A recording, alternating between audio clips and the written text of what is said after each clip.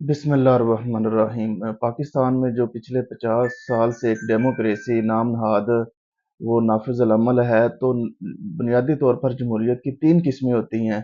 پہلی کی ہوتی ہے جو ہے پلورالسٹ، اور دوسری پارٹیسپیٹری، اور تیسری ایلیٹ۔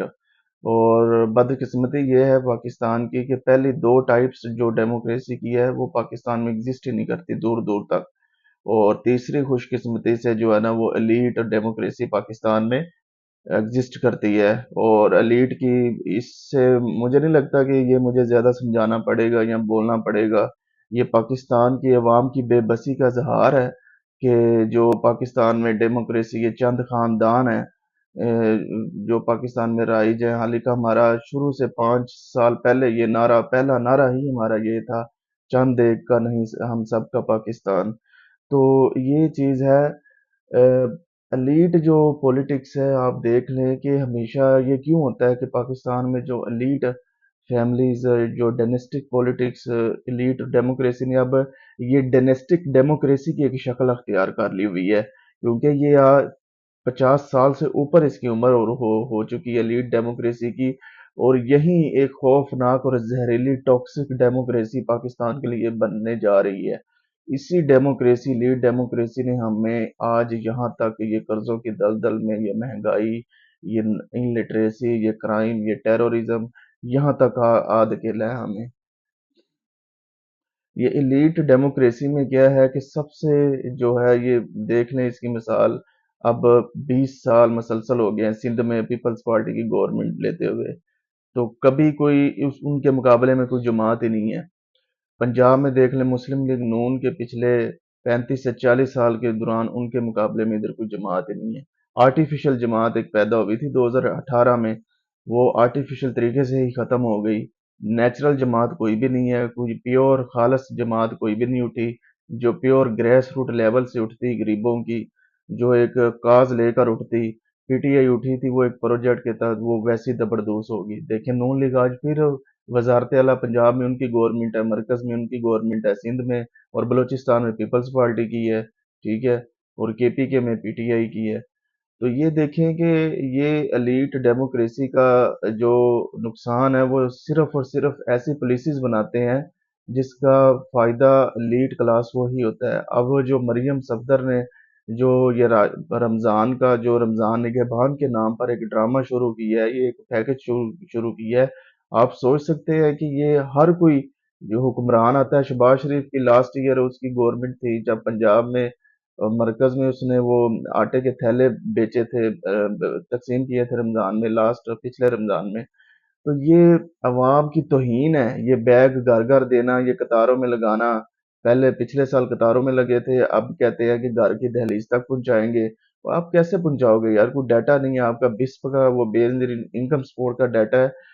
پہلی بات ہے یہ پاکستان کی توہین ہے، عزت نفس کی توہین ہے، خودی کے خلاف ہے، قومی غیرت کے خلاف ہے۔ یہ جو تھیلے دیتے ہیں، یہ جو خیرات دیتے ہیں، اگر آپ اتنی سگے ہیں پاکستان کو جو ریلیف دینا چاہتے ہیں تو آپ رمضان میں جو یہ کتنے کا ہوگا، 10,000 کا تھیلا ہوگا، بڑی بات ہے، فرض کریں زیادہ سے زیادہ، حالانکہ ان کو کوسٹ کم پڑتی ہے۔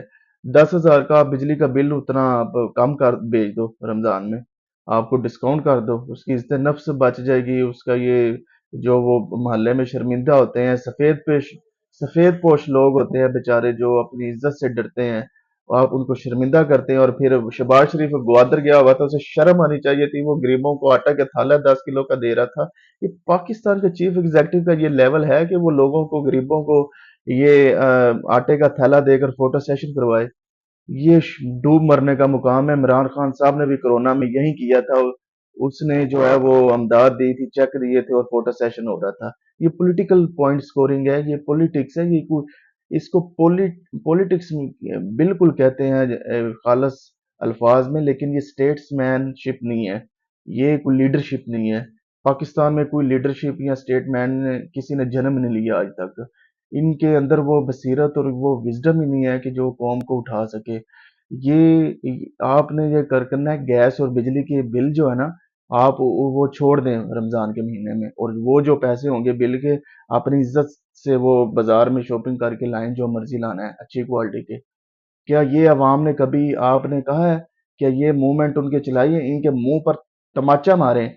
ہر لیڈر، جو عمران خان ہے یا مریم صفدر ہے یا شہباز شریف ہے، ان کو کہیں ہمیں یہ چیزیں نہیں چاہیے، ہم ان کے بھوکے نہیں، ہم بکاری نہیں ہے، آپ نے چھوڑنا ہے تو ہمیں گیس اور بجلی کے بل چھوڑ دیں، جو بل چھوڑیں گے ہم اس کی راشن لے آئیں گے رمضان کے لیے۔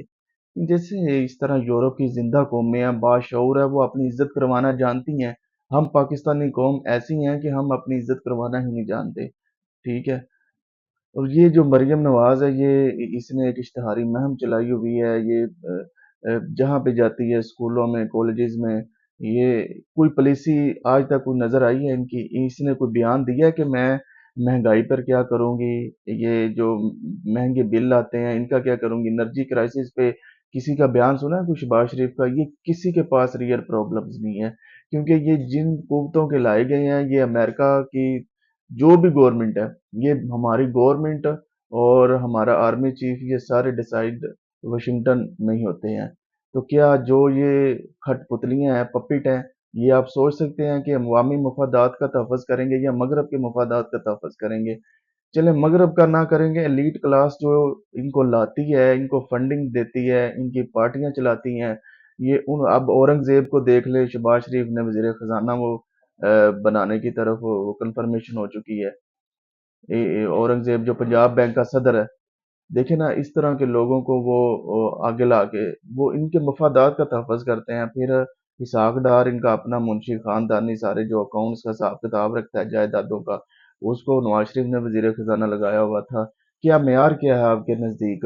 اب مریم صفدر کے ہاتھ میں 14 کروڑ عوام جو پنجاب کی ہے اس کی لیڈرشپ دے دی گئی ہے، ان کے پاس کیا اصل مسائل پاکستان کے جو ہیں وہ مہنگی بجلی ہے، پیٹرول ہے، ہماری اشیاء خرد و نوش ہیں، اس کو ایڈریس آج تک کسی نے کیا؟ نہ مریم صفدر نے کیا اپنی پہلی سپیچ میں، نہ شہباز شریف نے کیا، کسی نے نہیں کیا۔ تو یہ جب تک کیوں نہیں کیا؟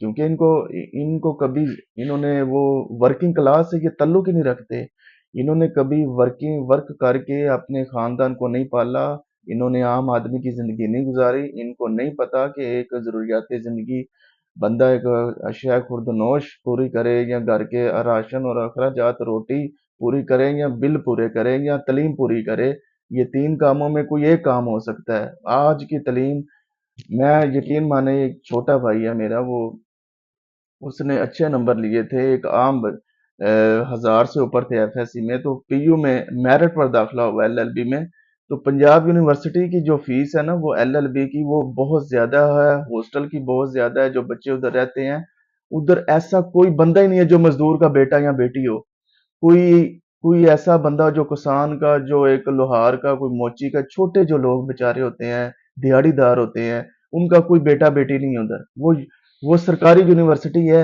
اور اعلیٰ تعلیم اس کا مطلب پاکستان میں حرام ہے کسی عام آدمی کے بچوں پر، اس کی 50,000 ایک سمیسٹر کی فیس ہے، اور ہاسٹل کی الگ، میس کی الگ فیسیں ہیں، کتابوں کی الگ فیسیں ہیں۔ کیا کوئی گورنمنٹ آف پاکستان نے یا کسی پولیٹیکل پارٹی نے یہ کوئی کام شروع کیا ہے کہ کوئی مزدور کے بیٹے کو اتنی فیس فری پڑھے، فری میس ہو؟ یار یہ L L B professional degree ہے۔ اسی طرح یو ای ٹی میں آ جائیں، انجینئرنگ کی ادھر بھی 35-40 ہزار فیس، جب ہمارے زمانے میں اتنی فیسیں ہوتی تھی، ادھر بھی غریبوں کے بچے نہیں تھے ہوتے، زیادہ تر مڈل کلاس ہوتے تھے۔ تو یہ جب آپ نے تعلیم ہی حرام کر دی ہوئی ہے، ایک ناپید کر دی ہوئی ہے، ایک بچے جو 3 کروڑ بچے تو ابھی اسکولوں سے باہر ہیں، یہ سارا صرف اور صرف خمیازہ ہے ایلیٹ ڈیموکریسی، اس کی ذمہ دار ہے یہ مسلم لیگ نواز، پیپلز پارٹی، اور یہ پی ٹی آئی، یہ ساری لیٹ ڈیموکریسی ہے، ان کو پیدا یہ تخلیق کرتا ہے، یہ خود پیدا نہیں ہوئے، نمودار نہیں ہوئے، ان کو پیدا کیا گیا ہے، یہ جنہوں نے پیدا کیا ہے یہ انہی کے مفادات کا تحفظ کر رہے ہیں، اور آئندہ بھی انہی کے مفادات کا تحفظ کریں گے۔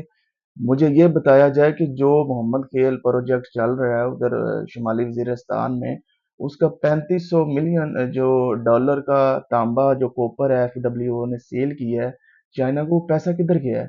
وہ تو ایک سال بعد پھر اور پتہ نہیں کتنے ملین ڈالر کا وہ کوپر جو ہے وہ ریفائن کر کے وہ بیچ رہے ہیں چائنا کو، وہ پیسہ جا کدھر رہا ہے؟ کیا کبھی آڈٹ ہوا ہے پاکستان کے اداروں کا؟